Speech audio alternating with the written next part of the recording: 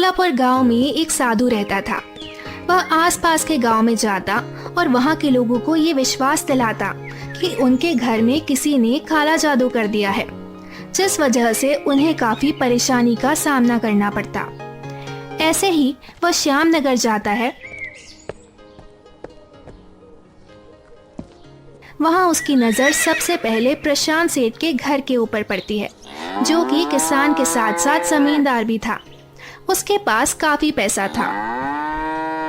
बाबा, ये रहा उस आदमी का घर। काफी मालामाल पार्टी है। हाँ, इसका घर पक्का भी बना है। 2 बैल गाड़ी है, 1 टंगा है। देखकर लग रहा है कि काफी पैसे वाले हैं। दोनों प्रशांत सेठ के घर जाते हैं।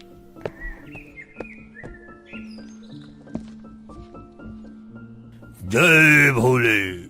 उसकी आवाज सुनकर प्रशांत सेठ और उसकी पत्नी बाहर आते हैं।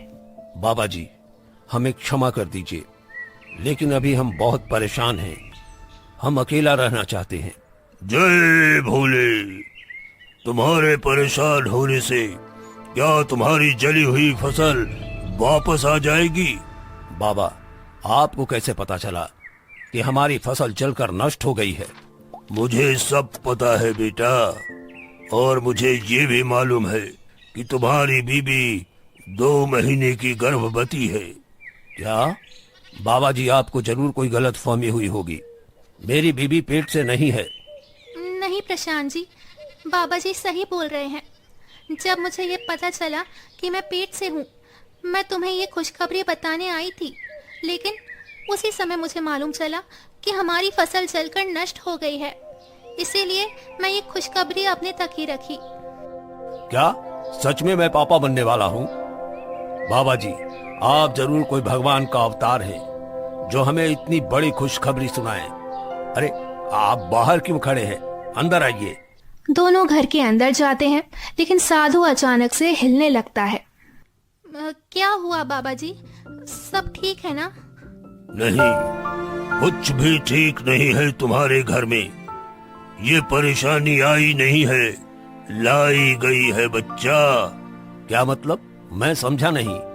तुम्हारे घर में किसी ने काला जादू किया है।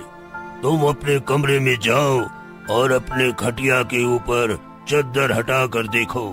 तुम्हें सबूत खुद ब खुद मिल जाएंगे। प्रशांत और सुमित्रा तुरंत ही कमरे की तरफ जाते हैं। जब वह खटिया का चद्दर हटाकर देखते हैं तो उन्हें सच में एक काली कलर की गुड़िया मिलती है, जिसकी आंखों में की घुसा हुआ था। यह देखकर वे दोनों बहुत ज्यादा डर जाते हैं। बाबा जी, ये सब कौन कर रहा है? आखिर उसकी क्या दुश्मनी हो सकती है हमसे? बेटा, पैसा है ही ऐसी चीज, जब तुम्हारे पास आती है तो तुम्हारे दोस्त और दुश्मन बनने में वक्त नहीं लगता। बाबा जी, हम सब बहुत परेशान हैं, हमारी मदद कीजिए। हम इस समय बहुत मुसीबत से गुजर रहे हैं। मैं समझ रहा हूँ प्रशांत। इस काला जादू को खत्म करने के लिए हमें एक महायज्ञ करना होगा। मैं तुम्हारी सामग्रियां लिख कर दे रहा हूँ। तुम आज वो सभी सामान लेकर आ जाना। कल हम दोनों वापस आएंगे और महायज्ञ करके तुम्हारे घर से इन बुरी शक्तियों को भगा देंगे। धन्यवाद बाबा जी, मैं आज ही सारा सामान ले आऊंगा। दोनों साधु वापस से अपने ठिकाने की ओर जा रहे होते हैं। रास्ते में वे दोनों बातें करते हैं। रंजीत, तुम ये बताओ, तुम्हें कैसे मालूम हुआ कि सुमित्रा गर्भवती है? जब मैं इन लोगों की पूरी खबर ले रहा था तो मैंने एक चीज गौर किया। सुमित्रा काफी बार अस्पताल जा रही है। जब मैं उसका पीछा किया तो मैंने इसे डॉक्टर से बात करते हुए सुना। डॉक्टर इसे बता रहे थे कि तुम पेट से हो। और तुमने हमारी वो गुड़िया उसके बिस्तर में कैसे रखे? कहाँ से घुसे थे तुम? उनके कमरे की खिड़की खुली थी और वहीं से घुसकर मैं उसके बिस्तर के नीचे वो गुड़िया रख दिया। उसके 10 मिनट बाद हम पहुंच गए। ये दोनों वैसे ही परेशान थे, इतना ध्यान ही नहीं दिए कि कौन सी खिड़की खुली है, कौन सा दरवाजा खुला है। बेचारों को तो ये भी नहीं मालूम कि उनके खेत में आग हमने ही लगाई थी। वह दोनों ऐसे ही बातें करते हुए वहां से चले गए।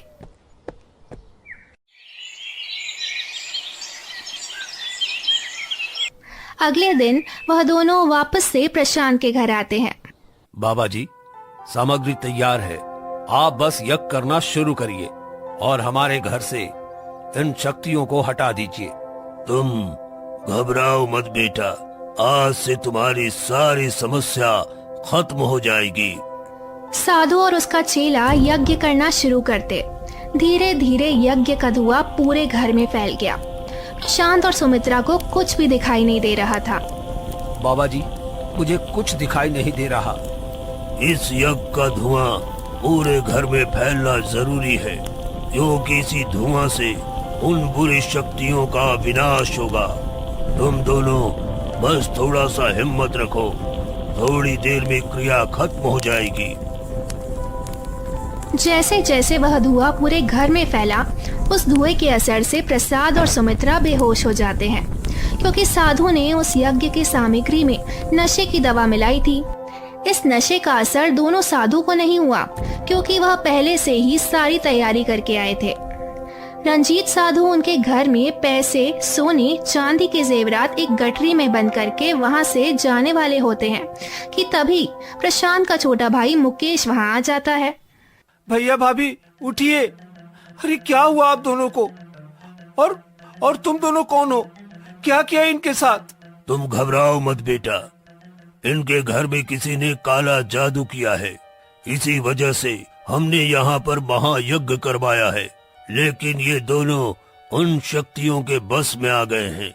हमने उन शक्तियों को बाहर निकाल दिया है, लेकिन ये अभी बेहोश हैं। लेकिन ये तुम्हारे हाथ में क्या है? दिखाओ मुझे। मुकेश उन दोनों के हाथ से गठरी छीन लेता है और जब खोल कर देखता है तो उसमें काफी सारे पैसे, सोने चांदी के जेवरात मिलते हैं। अरे ये जेवर तो मेरे भाभी के हैं। मतलब तुम इन दोनों को बेहोश करके उनके सारे पैसे और जेवर लूटकर यहाँ से जा रहे थे। बहुत अच्छा हुआ कि मैं सही समय पर पहुँच गया। मैं तुम दोनों को छोड़ूंगा नहीं। मुकेश और उन दोनों साधुओं के बीच में काफी हाथापाई होती है। इसी बीच मुकेश गांव वालों को चिल्लाना शुरू कर देता है, बचाओ बचाओ, जल्दी सब यहाँ आओ। मुकेश की आवाज सुनकर सभी गांव वाले इकट्ठा हो जाते हैं। क्या हुआ मुकेश? कौन है दोनों? ये दोनों मेरे भैया भाभी को बेहोश कर दिए हैं और उनके सभी गहने और पैसे लेकर भाग रहे थे, लेकिन मैंने इन्हें रंगे हाथ पकड़ लिया। मैं तो कहता हूँ इन दोनों को सरपंच के हवाले कर देते हैं, वही इन्हें कड़ी से कड़ी सजा देंगे। नहीं भैया, मुझे माफ कर दो, इन सभी में मेरा कोई हाथ नहीं था। मैं तो बस इनके कहने पर चल रहा था।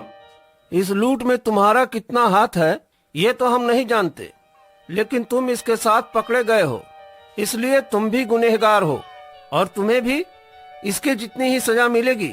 चलो गांव वालों, इन्हें सरपंच के पास ले चलो।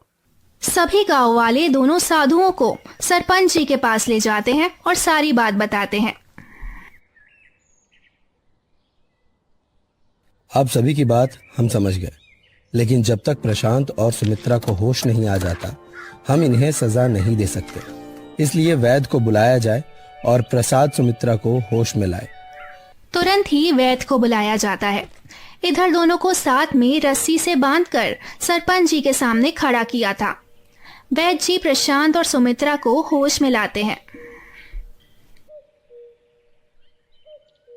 वैद्य जी, अब हमें ये बताइए कि इन दोनों को हुआ क्या था? इन्हें नशा दिया गया था, जिसे ये दोनों बेहोश हो गए थे, लेकिन वो किस चीज में दिया गया ये स्पष्ट नहीं हो पाया है। वैद्य जी की बात सुनकर गांव वालों में कानाफूसी शुरू हो गई। भैया, हमको तो लग रहा है ये कुछ ऊपरी मामला है। काहे भाई, तुम्हें ऐसा क्यों लगता है? क्योंकि कल जब मैं दूध लेने जा रहा था तो प्रशांत मुझे मिले थे। वो बता रहे थे कि उनके बिस्तर में गुड़िया मिली, जिसके आंख में कील घुसी थी। अब तुम ही सोचो इनका खेत बीच में है, इनके खेत के ऊपर कोई बिजली का तार भी नहीं गया, तो आग कैसे लग गई? जरूर किसी ने कुछ किया है। भैया एक सवाल और था। चलो मान लेते हैं कि ये सभी लूट इन दोनों ने की है, लेकिन ठीक समय मुकेश कैसे पहुंच गया? कहीं ये भी इन्हीं के साथ तो नहीं मिला हुआ है और खुद को बचाने के लिए अब झूठ बोल रहा हो?